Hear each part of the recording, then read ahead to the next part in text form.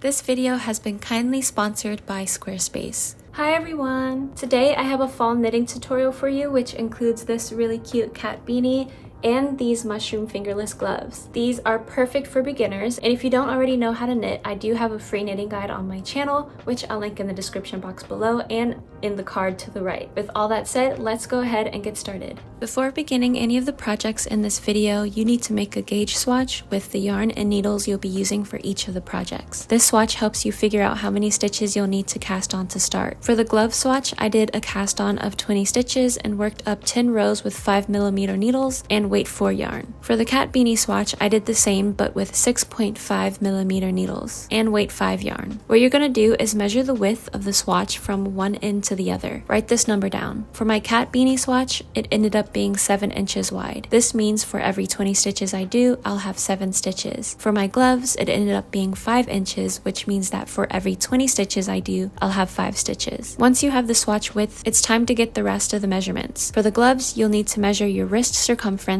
and your hand circumference from the widest part of your thumb. For the cat beanie, you'll need to measure your head circumference. With these numbers, you can start your calculations. Here is the formula you'll use to determine the number of stitches you'll need to cast on to start the cat beanie and the gloves. So you'll first plug in your numbers in the appropriate spots. The measurement of the swatch, which for mine was 7 inches. The number of stitches in the swatch, which for mine was 20 stitches. The measurement in inches, which is either your hand measurement or your head circumference, depending on which project you're doing these calculations for. For this example, I'll start with the cat beanie, so I plugged in 21 inches in width for my measurement. The last number is for the cast on, which is the number we're trying to find. Now that all the numbers are in the formula, go ahead and multiply the number of stitches in the swatch by the desired measurement. For me, this was 20 times 21. The sum for me was 420. Now divide that number by the width of the swatch. My swatch was 7 inches wide, so I divided 420 by 7. My sum is 60, which is my cast on amount. I recommend rounding up to an even number since the cast on amount should be divisible by 2 since we're doing a 1x1 ribbing to start. For the gloves, I did 2 equations.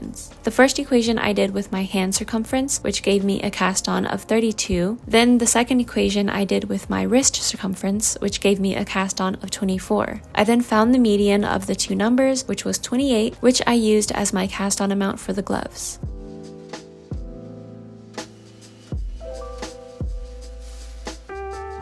To begin the fingerless gloves, first work a long tail cast on of the amount you got from your swatch calculations with your 4mm needles. Mine was 28 stitches that I need to cast on.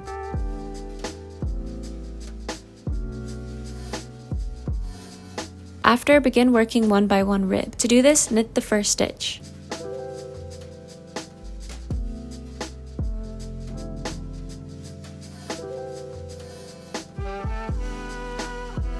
Then purl the second stitch.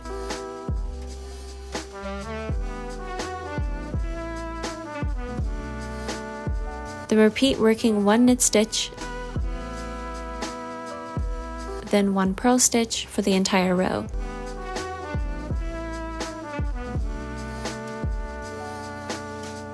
At the end of the row, turn your work. Repeat working 1 knit stitch, then 1 purl stitch for a total of 10 rows.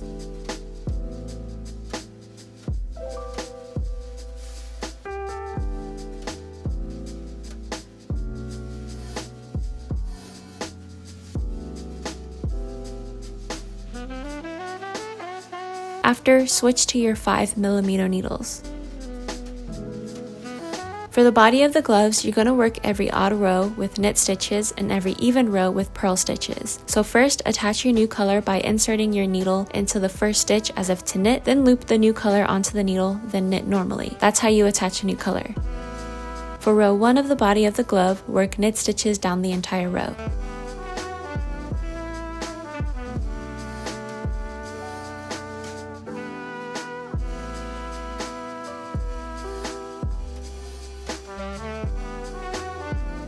At the end of the row, turn your work.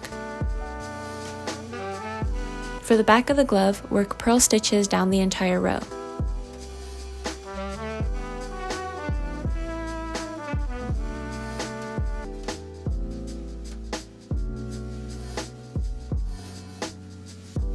At the end, turn your work. So far, you have 2 rows. Doing 1 row of knit stitches and 1 row of purl stitches is called the stockinette stitch. So again, work 1 row of knit stitches.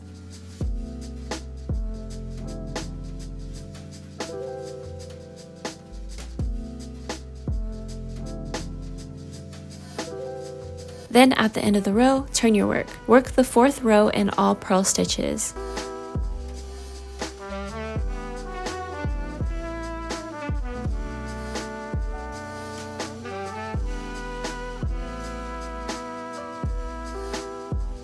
Then at the end of the row, turn your work.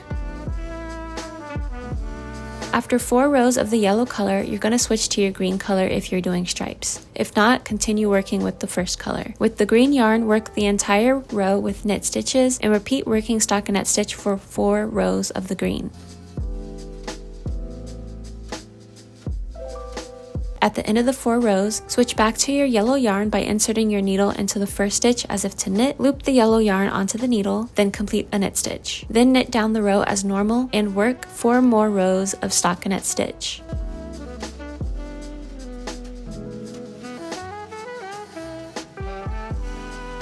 For the glove, I did a total of 5 stripes, which was a total of 20 rows or 4 inches. After the body of the glove is complete, switch back to your 4mm needles. Attach your ribbing color and work 1 row of all knit stitches.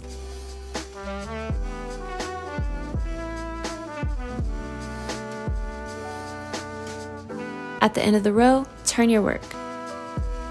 For this row, you're going to begin working 1 by 1 rib again. So knit the first stitch,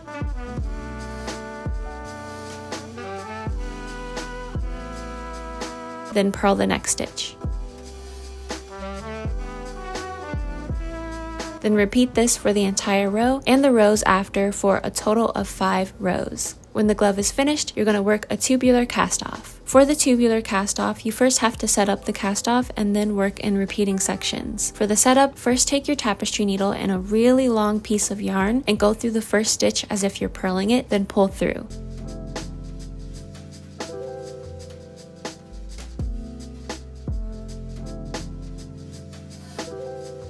Then pull your needle from the back to the front from in between the first and second stitch. Then insert it into the second stitch as if you're knitting it.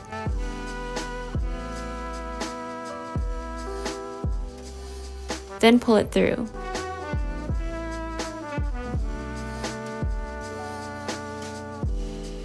Now it's set up and you can now do the repeating sections of the cast off. For the repeating sections of the tubular cast off, first insert your tapestry needle into the first knit stitch knitwise, slip it off the holding needle and pull the yarn through. Then insert your tapestry needle purlwise into the second knit stitch and pull your yarn through.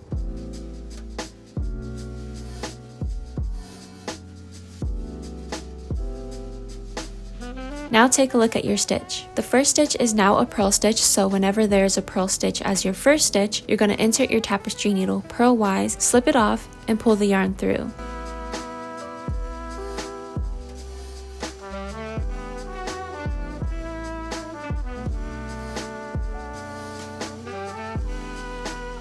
Then pull your yarn through the in-between of the first and second stitch. Then insert your tapestry needle into the next purl stitch knitwise and pull through.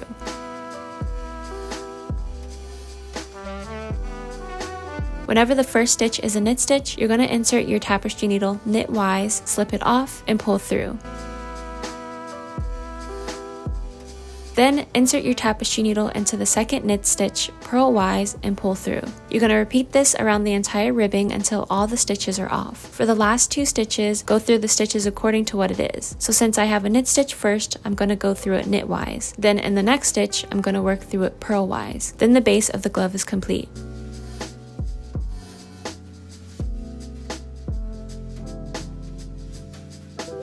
To actually make the glove stay on your hands, first place it on your hand and place the stitch marker where you'd prefer the bottom of the thumb hole to be. Then place another stitch marker where you'd prefer the top of the thumb hole to be.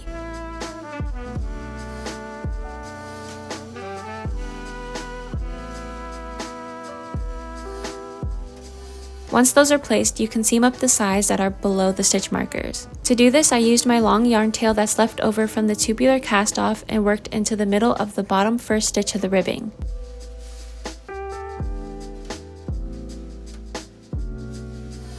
Then on the other side of the ribbing, I did the same, making sure to work under the little bar stitch that's in between the V's of the stitch.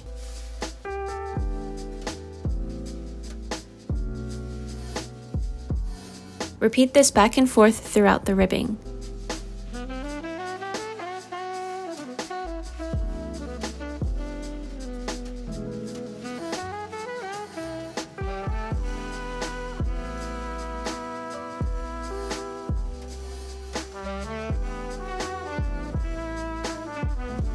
Once you get to the body of the glove, you're going to continue working into the bar stitch in between the V's until you reach the stitch marker.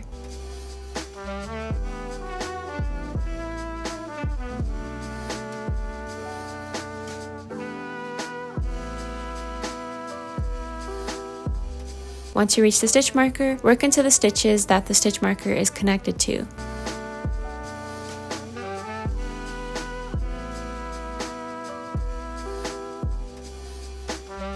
Then you can remove it and repeat the same thing for the other stitch marker.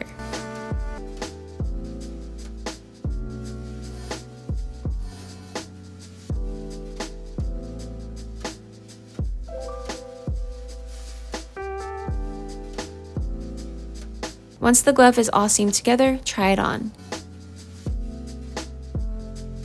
If it's too tight, you can remove the seam you just did by a couple of stitches. You can stop here, but if you want to add the mushroom design, first use your stitch markers and place one where you'd want the design to start at. Then count down from there and mark the end of the mushroom graph. The mushroom graph is 12 by 12 stitches, so count down to the 12th stitch from the top stitch marker. Then you can adjust the stitch markers according to your preference and where you'd want the graph to be placed.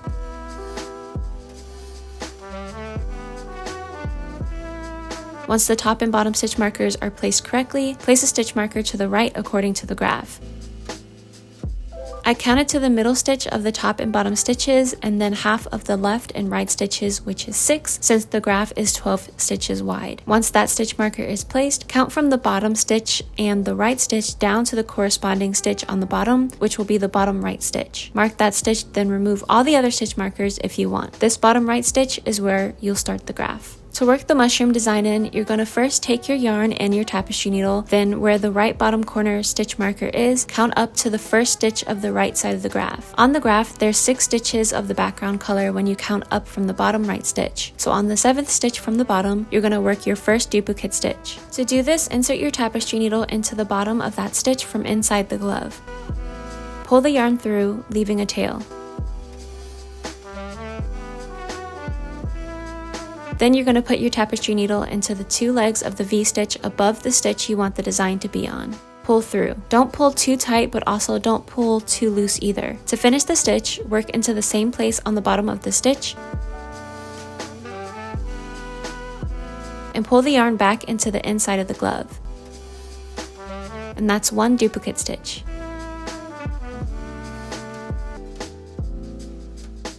Since I'm working vertically, I'll be working the next stitch here by working the exact same technique. So again, take your tapestry needle and pull it up without pulling too hard. Then in the 2 legs of the V-stitch above the stitch you want the color to be, work into that.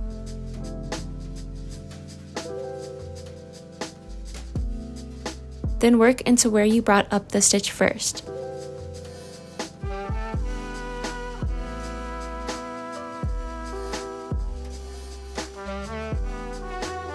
The first column of the mushroom is complete. For the second column, you're going to be working it downward. To duplicate stitch downwards, first insert your tapestry needle into the bottom of the stitch you want to start at and pull the yarn through. Then you're going to work the yarn through the V legs of the stitch above the stitch where you want the color to land.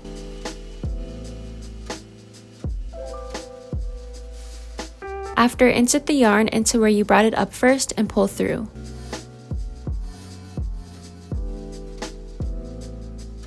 For the next stitch, which is going to be under the stitch you just did, first insert your tapestry needle into the bottom of the stitch you want to start at and pull the yarn through. Then you're going to work the yarn through the V-legs of the stitch above the stitch where you want the color to land. This one already has yarn on it, but that's perfectly fine since we'll be working under the stitch. After, insert the yarn into where you brought it up first and pull through.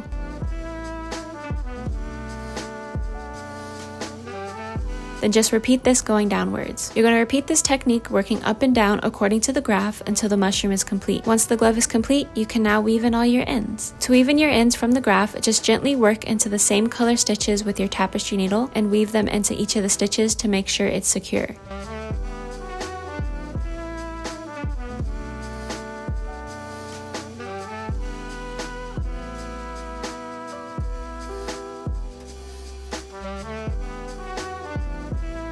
To weave in the seam ends, you can just work into the seam back and forth until you feel it's secure.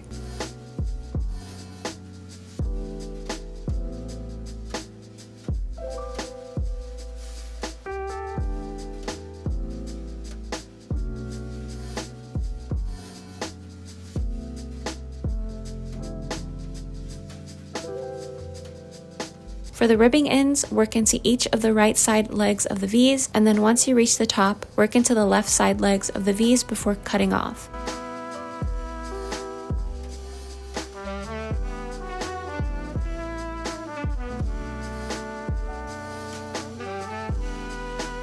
For any other tails that have to be weaved into the body of the glove, work the tail into the same color section and work it into the body of the glove diagonally.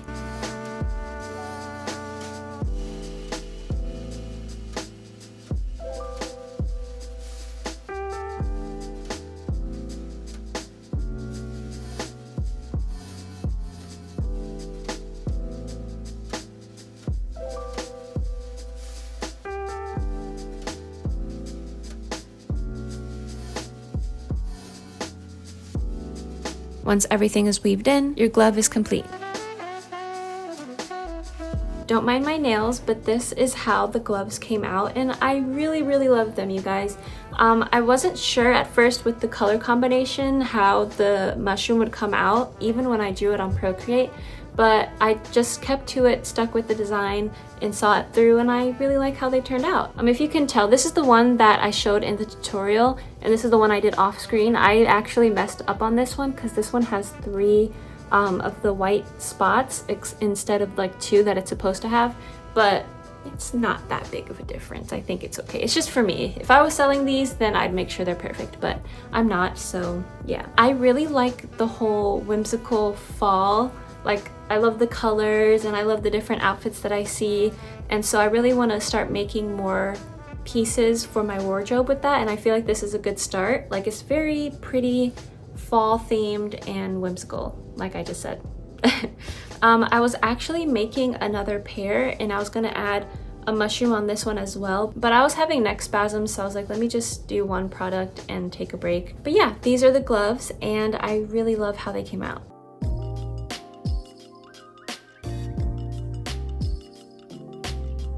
To begin the cat beanie, first work a long tail cast on of the amount you got from your swatch calculations with your 5.5mm needles. Mine was 60 stitches that I needed to cast on.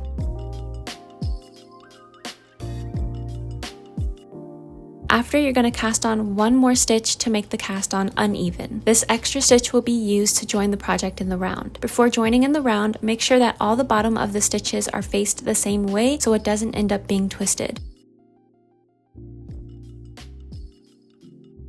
Then what you're going to do is take your right needle and insert it purlwise into the first stitch. Pull that stitch onto the right needle. Then take your left needle and pull the second stitch on the right needle over the first stitch and off the needle completely. Pull your ends to tighten. Then you use your left needle to pull the first stitch on the right needle back onto the left needle. Now your project is joined in the round. You will again have your cast on amount, which for mine is 60 stitches. Take a stitch marker and place it before the first stitch to mark where the row begins and ends. Now you're going to begin working one by one rib. To do this, knit the first stitch. Then purl the second stitch.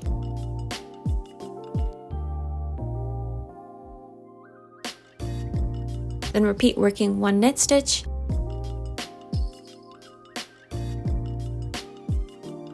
then 1 purl stitch for the entire row.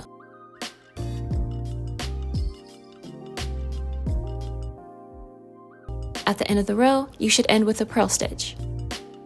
Take your stitch marker and move it over to the right needle, then repeat working 1 knit stitch,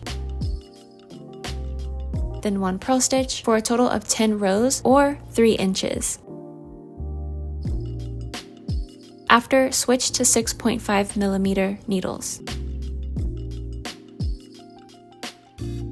For the body of the beanie, first attach your new color by inserting your needle into the first stitch as if to knit, then loop the new color onto the needle, then knit normally. That's how you attach a new color. For row 1 of the body of the cat beanie, work knit stitches down the entire row.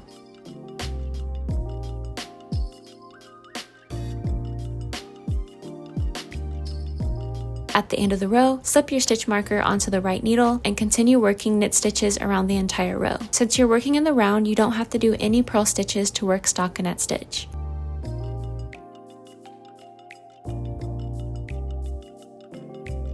If you're doing stripes like mine, after 2 rows of the white color, you're going to cut a tail, then attach your next color by inserting your needle into the first stitch as if to knit, then loop the new yarn onto the needle, then knit normally. You're going to work each color for a total of 2 rows.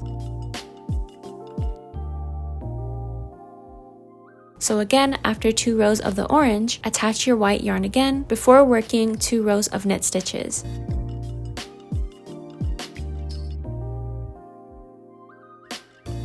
You're going to do this for a total of 24 rows, which is 5.5 inches. To finish your cat beanie, turn it inside out.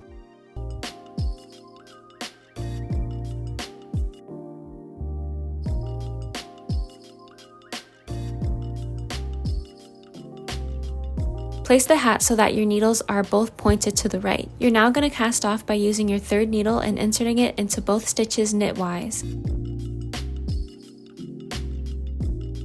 Then you're going to knit them both at the same time, which is a knit 2 together.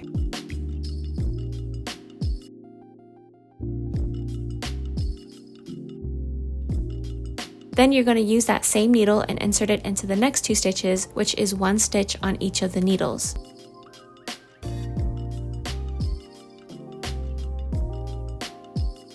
Then knit them together.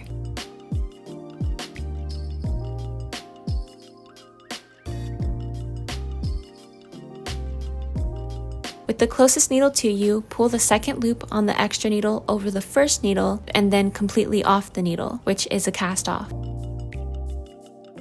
Then use the extra needle to again work into 2 stitches.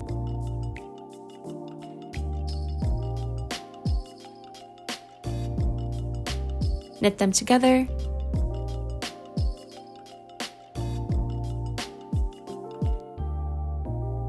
Then use your other needle to cast off 1 stitch from the extra needle. You're going to repeat this down the entire row.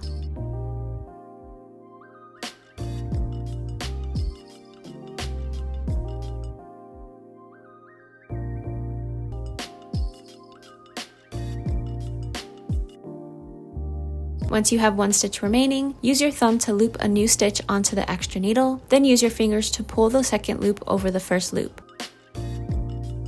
Cut a tail and then pull the yarn to secure. To even your ends on the ribbing, first take your tapestry needle and work into each of the right side legs of the V's.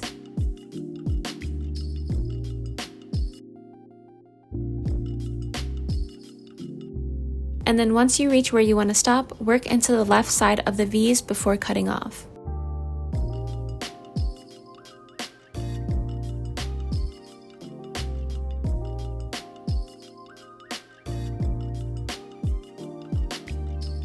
To even the tails on the body of the hat, work the tail into the same color section and work it into the body of the hat in and out until you feel like it's secured.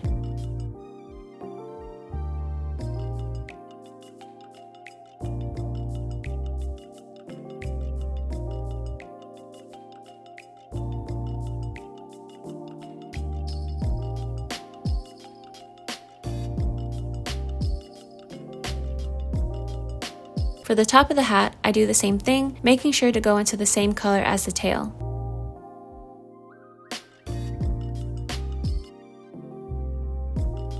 After everything is weaved in, you can stop there or add tassels. To add tassels, take your tapestry needle and 3 strands of yarn and insert it into the side of the hat. Pull the strands to make them even on the bottom.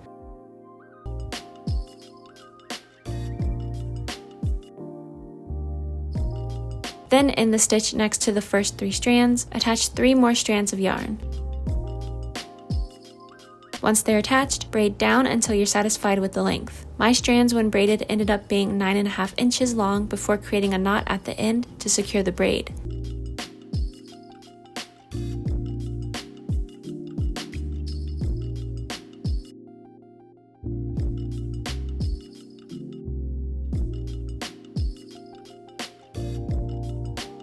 In total, it was 14 inches long. Once the tassels are complete, your cat beanie is finished. So I've been wearing this hat throughout the entire video, but this is the final product of the cat beanie. I think it's really, really cute. I think it's perfect for fall, and you can use this pattern to make an array of different cat beanies. You can make solid ones. I actually did make myself a solid color cat beanie.